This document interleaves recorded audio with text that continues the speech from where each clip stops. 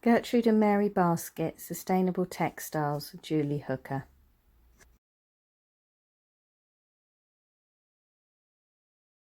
Okay, so this is the basket itself. As you can see, it fits in my 2 hands. It's large enough for me to put my hand in and retrieve things, so it's actually very usable, which I wanted it to be. As it had come out of some research that I'd done into Gertrude Jekyll and Mary Seaton Watts of the Arts and Crafts movement, who both live locally, I wanted to follow their philosophy of having things that were not just beautiful, but things that were useful as well.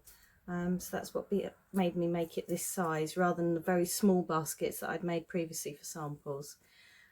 It's made purely out of plant cordage, leaves that have been twisted to make cordage and then woven into this basket shape. I'd watched the TED Talks and convinced myself that it was a good idea to think about the cyclability of products that I make. So this literally can be composted at the end of its life. It will break down naturally in the ground. Visually it's very rounded. It's, I think, quite feminine. It's got these lovely gentle curves to it. It's very natural and organic looking, with these spirally sort of tendrils coming up, growing almost towards the sky. It's very tactile. You want to keep moving these about. I'm always rearranging them, make different patterns out of them. It's quite hard. It's quite sturdy. I don't think, no, I couldn't actually collapse it down. It's quite rough to the touch, obviously being made out of leaves. It measures 16 centimetres by 16 centimetres, I think. Now, the inspiration came from Gertrude Jekyll and Mary Seaton Watts, who were both arts and crafts artists who live nearby, like I say, and the colours are based around their connection with the suffragettes movement. So we've got the green, the purple. I've used natural rather than white.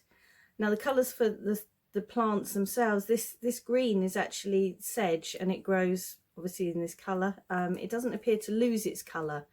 So I've used that to advantage here in sympathy with the materials. The purple is a darker plant that I found, and I sort of kind of tinted it with some logwood dye to get this vague purple colour, and the rest is just natural cordage, obviously. I tried several different